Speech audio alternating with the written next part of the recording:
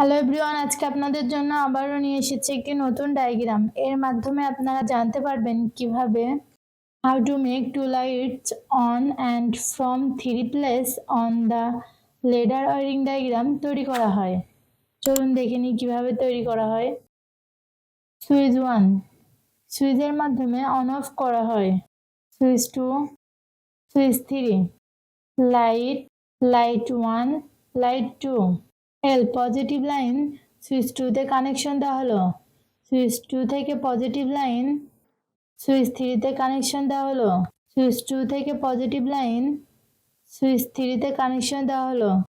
Positive line switch 1 এ connection দেওয়া হলো। Positive line switch 1 এ connection দেওয়া হলো।